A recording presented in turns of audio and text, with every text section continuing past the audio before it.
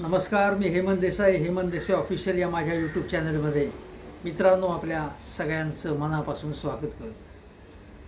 आज दिवाळीचा शेवटचा दिवस, आज भाऊबीज आहे आणि केवळ मुंबईत नाही संपूर्ण देशात ठिकठिकाणी आज बहिणी भावाला, भाऊ बहिणीला भेटायला जातो आहे.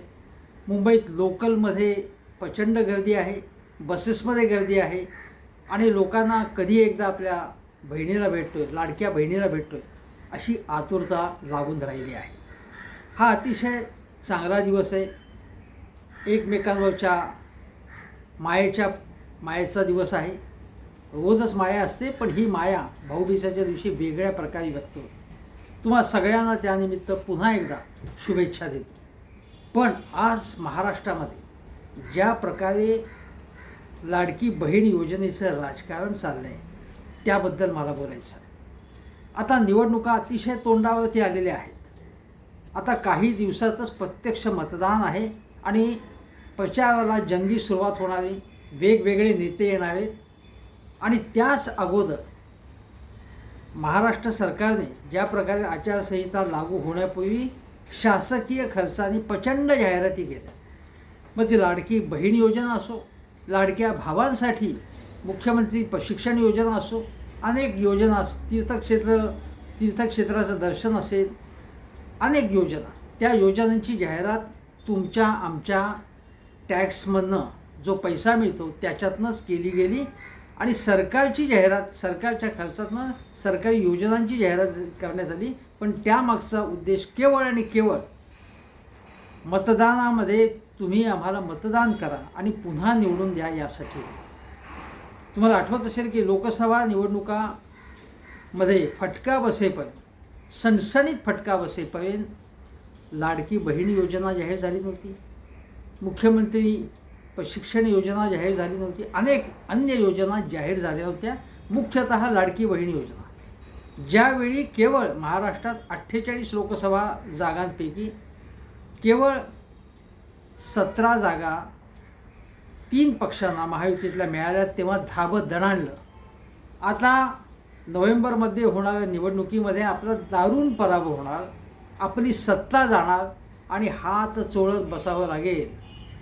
त्यानंतर आपण जो काही भ्रष्टाचार केला आहे तो बाहेर येईल, चौकशा सुरू होतील, कोणाला तुरुंगात जावं लागेल. अशामुळे या लोकांच्या भीतीने गाळण उडली. त्यामुळे त्यांनी धावपळ करत लाडकी बहीण योजना जाहीर केली. 46,000 कोटी रुपये त्यासाठी तरतूद केली आणि नोव्हेंबरचे पैसे अगोदरच पाठवून दिले. मला तुम्ही सांगा, आचारसंहिता लागू केल्यानंतर जो काही काळ आहे त्यावेळी ॲडव्हान्समध्ये अशा प्रकारचं पैसे देणे हे मुळातच अनैतिक होतं. कारण ते पैसे आचारसंहिता लागू असताना कुठल्याही योजनेचे पैसे ॲडव्हान्समध्ये, चालू असलेली एखादी योजना असेल तर त्या महिन्याचे पैसे द्यायला हरकत नाही. पण नोव्हेंबरचे पैसे ऑक्टोबरमध्ये दिले की नाही, आम्हीच दिले. अरे तुम्ही दिले म्हणजे काय, हे आमचे पैसे आहेत, तुम्हाला द्यायला काय, सगळी उद्या तिजोरी खाली कराल, पुढचं सरकार येईल त्याला कारभार करावा लागेल, नीट कारभार करावा लागेल. आणि आज मला हे सांगायचं आहे तुम्हाला की हे इतकी लबाडी करत आहे, एवढं लाडक्या बहिणींना फसवत आहेत, लाडक्या भावांना फसवत आहेत की ज्याचं नाव ते. लाडक्या भावांसाठी पहिल्यांदा सांगतो की त्यांच्यासाठी जी योजना जाहीर झाली प्रशिक्षणासाठी स्टायपेंड देण्याची, त्या योजनेमध्ये अनेकांना पैसेच मिळालेले नाही तिथे. मग तांत्रिक अडचण असेल, काही अडचण असेल, लाडके भाऊ अत्यंत खवळलेले आहेत. त्याच्यामुळे त्यासंबंधी खुलासा करण्यात आला, परंतु तळ पातळीवरती चौकशी केली तर लक्षात येईल की अनेकांना पैसेच मिळाले नाही. केवळ जाहिरात चालू. त्यामुळे लाडक्या भावांनी लक्षात ठेवलं पाहिजे की हे तुम्हाला फसवत आहेत, तुमची मतं घेण्यासाठी तुम्हाला फसवत आहेत. अनेकांच्या तक्रारी आहेत या, आणि या मी सांगत नाही तुम्हाला, हे लोक बोलत आहेत, वर्तमानपत्रात प्रसिद्धही झालेले आहेत. दुसरी गोष्ट आहे की आज लाडक्या बहिणींना आम्ही ओवाळणी देतो आहे अशा प्रकारची जाहिरात आज, काल, परवा एकनाथ शिंदेनी दिली, त्याच्या अगोदर देवेंद्र फडणवीसांनी दिली. आणि त्यावेळी अजितदादांनी सुद्धा दिली. म्हणजे काही जणांनी ही माझीच योजना आहे, म्हणजे ही शिंदेंनी जाहिरात करताना ती मीच दिलेले पैसे, अजितदादांनी जाहिराती करताना हे मीच केलेलं आहे, आणि फडणवीस तुमचा देवाभाऊ अशा प्रकारची जाहिरात त्यांनी केली की म्हणजे प्रत्येकाने तिघाजणांनी स्वतःकडे क्रेडिट घेण्याचा प्रयत्न केला. हे लक्षात घ्या, हे तिघाही जण एकमेकांशी देखील स्पर्धा करतात, केवळ महाविकास आघाडीशी नाही. दुसरी गोष्ट की एकीकडे ही लाडक्या बहिणींना 1500 रुपये देताना त्याचवेळी दुसरीकडे काय चाललं आहे, महागाई प्रचंड वाढलेली आहे. एक तुम्हाला सांगतो, एक की 3 सिलेंडर ते देणार आहेत आणि 3 सिलेंडर फुकट देणार आहेत लाडक्या बहिणींना, पण 70% कनेक्शन्स ही पुरुषांच्या नावावरती आहेत, त्याचा फायदा लाडक्या बहिणींना मिळणार नाही. अशा प्रकारची वस्तुस्थिती समोर आहे. हे लक्षात घ्या तुम्ही, हे कसं तुम्हाला तुमची दिशाभूल करतं. दुसरी गोष्ट, एवढी महागाई झालेली आहे आता की पहिल्या आठवड्यात, समजा महिन्याच्या पहिल्या आठवड्यात लाडक्या बहिणींना पैसे द्यायचे आणि महिना अखेरपर्यंत ते पैसे काढून घेणार कसे, कारण महागाईच एवढी आहे, महागाईची फोडणी एवढी आहे की लाडक्या बहिणींना महिन्याचा खर्च कसा करावा असा प्रश्न पडणार आहे. पडतोच आहे तो प्रश्न. रिझर्व्ह बँकेने व्याजदर कपात केली नाही. का नाही केली? कारण एकदा व्याजदर कपात केली की लोकांच्या हातात खिशात पैसा येतो, ते लोक वस्तू घ्यायला लागतात आणि आपोआप महागाई वाढते. महागाई अगोदरच जास्त झालेली प्रमाणाबाहेर, त्यामुळे रिझर्व्ह बँकेच्या गव्हर्नरनी सुद्धा सांगितलं आहे की इतक्यात व्याजदर काही कमी करणार नाही, डिसेंबर संपल्यानंतर कदाचित महागाई कमी होईल. आणि सणासुदीच्या काळामध्ये महागाई कमी झाली असती तर आमच्या लाडक्या महिलांना, आमच्या मायलेकींना थोडा आधार मिळाला असता. तो आधार मिळाला नाही. आता गृहिणींनी करायचं काय? महिन्याचं बजेट चालवायचं कसं? 1500 रुपये मिळाले, पण खर्च जर इकडे वाढला, 3000 4000 खर्च वाढला तर कसं चालणार? आणि हे म्हणतात की 1500 रुपयात उद्योगधंदा चालू करा. 1500 रुपयात एखादा उद्योगधंदा चालू होतो? एखादा व्यवसाय?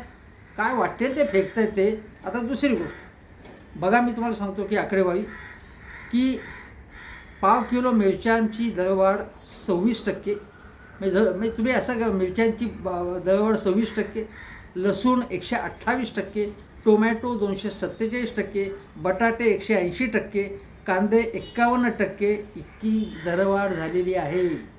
हे लक्षात घ्या तुम्ही, किती भाववाढ झालेली आहे. आणि त्यामुळे लाडक्या बहिणींनी करायचं काय असा इथे प्रश्न निर्माण झालेला आहे. भाज्या ही प्रचंड वाढलेल्या आहेत. तुम्हाला कोथिंबीरची जुडी तुम्हाला सांगतो 40-40, 50-50 रुपयाला एवढीशी जुडी मिळते कोथिंबीरची. सगळ्या पालेभाज्या महाग झालेल्या आहेत. स्टॅम्प ड्युटी 5 पट वाढलेली आहे. तेलाचे भाव प्रचंड वाढलेले आहेत. म्हणजे तेलाचे भाव, म्हणजे खाद्यतेला, गोड्या तेलाचे भाव जो आपण रोजच्या स्वयंपाकात गृहिणी वापरतात ते तेल प्रचंड महागलेलं आहे. हे मी तुम्हाला सांगतो. आता अजून एक गोष्ट सांगतो की एक आकडेवारी अशी आहे की एका व्यक्तीला रोज जेवायचं असेल तर साधारण 100, 102, 105 रुपये एवढा खर्च 2023मध्ये येत होता. आणि आता तो खर्च 155च्या पलीकडे गेलेला आहे. 50-55 रुपये वाढलेले आहेत त्याचे. आणि महिन्यामध्ये एका व्यक्तीला जेवायला पूर्वी 3050 रुपये लागत होते, तर आता 46चे पलीकडे हा रेट गेलेला आहे. म्हणजे जेवणाच्या खर्चात जवळपास 52% वाढ झालेली आहे. ही वाढ अलीकडच्या काळातली आहे. एवढा खर्च वाढलेला असताना केवळ 1500 रुपये तुमचं भागणार आहे. लाडक्या बहिणींनी याचा विचार केला पाहिजे. हा भाग आहे. आणि त्यामुळे यांचे अग्रक्रम कसे तुम्हाला सांगतो मी. अग्रक्रम हे लाडकी बहीण म्हणतायत. आता शिंदे सेनेनी जागा लाडक्या बहिणींना फक्त 8 जागांवरती लाडक्या बहिणींना तिकीटं दिली आणि अजितदादा गटाने 4 लाडक्या बहिणींना तिकीटं दिलेली आहेत. म्हणजे बघा, म्हणजे प्रत्येकाच्या वाट्याला किती जागा आलेल्या आहेत. शिंदेच्याकडे 80-85, दादांना 50-55, त्यात भाजपनेच थोड्या जास्त जागा बहिणींना दिलेल्या आहेत. परंतु शिंदे सेना, जे शिंदे ढोल वाजवत असतात लाडक्या बहिणींच्या नावाने, त्यांनी केवळ 8 जागांवरती महिला उमेदवार उभे केलेले आहेत. तिसरी गोष्ट जे सांगायचं आहे की एकीकडे हे गप्पा मारतात या, आणि त्याचवेळी तुम्हाला सांगतो की दुसरीकडे आकडेवारी तुम्हाला सांगतो, दररोज 120 महिला आणि 55 बालकांवरती अत्याचार होत आहेत महाराष्ट्रात. 2021पेक्षा जेव्हा महाविकास आघाडीचं सरकार होतं त्यापेक्षा हा आकडा खूप वाढलेला आहे. 6000 मुली बेपत्ता झालेल्या आहेत. ठाणे जिल्ह्यामध्ये 5 महिन्यात 146, जो ठाणे जिल्हा शिंदेचा 146 अत्याचाराचे गुन्हे दाखल झालेले आहेत. प्रत्यक्ष झालेले गुन्हे वेगळेच. शीळफाट्याच्या परिसरामध्ये पुजाऱ्यांनी मंदिर परिसरात एका मुलीवर बलात्कार केला आणि तिची हत्या केली. अतिशय भयंकर घटना घडली ठाणे जिल्ह्यात. त्याच ठिकाणी उरणमध्ये एका तरुणीची हत्या झाली, बलात्कार झाला. हे भयंकर आहे सगळं. हा सगळा पट्टा जो आहे तो मुख्यमंत्री शिंदेंचा पट्टा आहे. नंतर जानेवारी ते मे 2024 हा पहिले 5 महिने पॉक्सोच्या अंतर्गत म्हणजे बालकांवरती होणारे अत्याचार 465 गुन्हे नोंदवण्यात आले. मुंबईत विद्यार्थ्यांवरती लैंगिक अत्याचार वाढत चाललेले आहे. त्यांचं छळ वाढत चालले. बदलापूरची घटना आपण विसरलोच नाही अजून. कशा प्रकारे चिमुकल्यांवरती हत्या झाली आणि त्यावेळी जे रिपोर्टिंग करत होते ती एक महिला पत्रकार, तिला शिंदे सेनेच्या वामन म्हात्रे या नगरसेवक मला वाटतं तिकडचा, त्यांनी तिला, तू एवढं काय उत्साह दाखवतेस, तुझ्यावर बलात्कार झाल्याप्रमाणे तू काय इकडे तिकडे करतेस, अशा प्रकारची अत्यंत गलिच्छ भाषा वापरली. संजय राठोड शिंदे सेनेचे जे मंत्री आहेत, ज्यांच्यावरती फडणवीस आणि अन्य लोकांनी आरोप केले होते, ते मंत्री आहेत. संजय राठोड आणि शिंदे सेनेचे मंत्री, हे आपण लक्षात घ्या. या लोकांचं लाडक्या बहिणींवरचं एकूण वागणं कसं आहे बघा, हे आपण लक्षात घ्या. सुनील टिंगरे जे राष्ट्रवादीचे जे आमदार आहेत, पुण्यामध्ये हिट अँड रन केस झाली तेव्हा एक जे जोडपं होतं किंवा मित्रमैत्रिणी होते, ते दोघं चिरडले गेले. त्यात एक मुलगी होती, ती लाडकी बहीण नव्हती का यांची, पण त्यावेळी गुन्हेगाराला वाचवण्याचा प्रयत्न टिंगरे यांच्याकडून झाला असा आरोप झाला. हे आपण लक्षात ठेवा, हे लक्षात ठेवा, हे विसरायचं नाही. आणि जे जे अशा प्रकारचे लोक उभे असतील या निवडणुकीत, त्यांचा पराभव करणं ही आपली जबाबदारी. दुसरी गोष्ट आहे की कोल्हापूर आणि नागपूर इथेही या घटना अत्याचाराच्या वाढलेल्या आहेत, हे लक्षात ठेवा. नंतर अजून सांगतो की नगर जिल्ह्यात एका अंगणवाडी सेविकेवरती अलीकडे काही दिवसांपूर्वी विनयभंग झाला आणि तिची हत्या करण्यात आली. एकापेक्षा एक अशा घटना होत आहेत.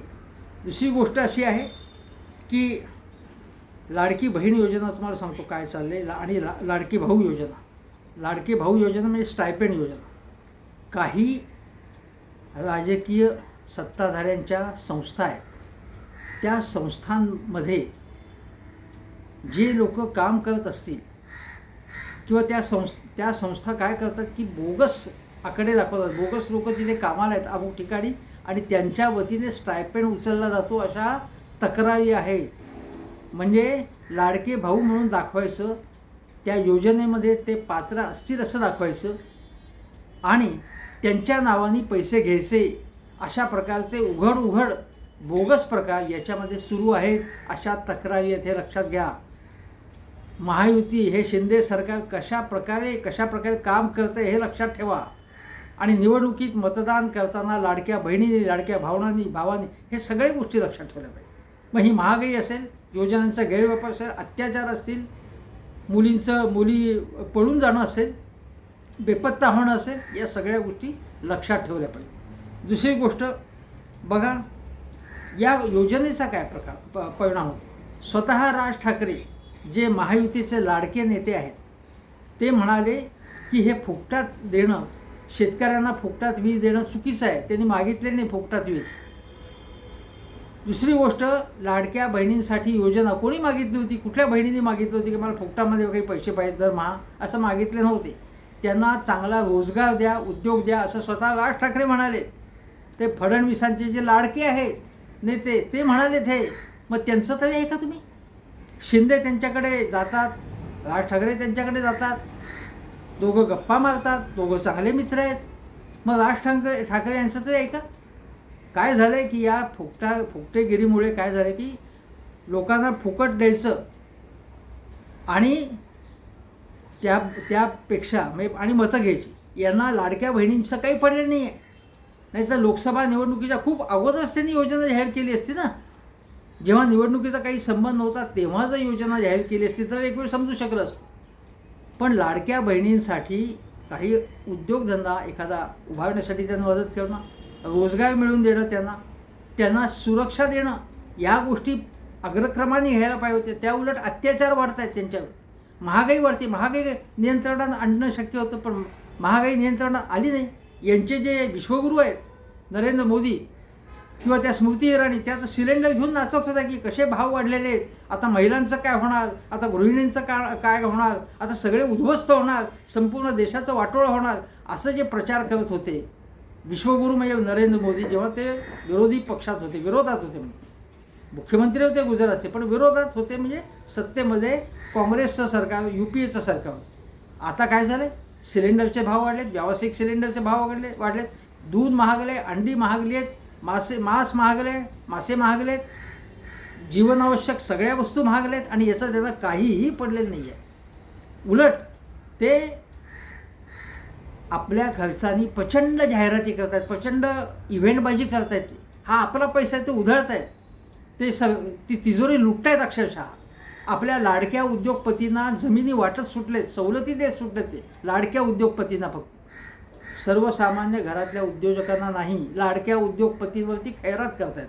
हे लक्षात ठेवा लाडक्या बहिणींनो, हे लक्षात ठेवा. हे तुम्हाला गंडवत आहेत, हे तुम्हाला फसवत आहेत, हे लक्षात ठेवा.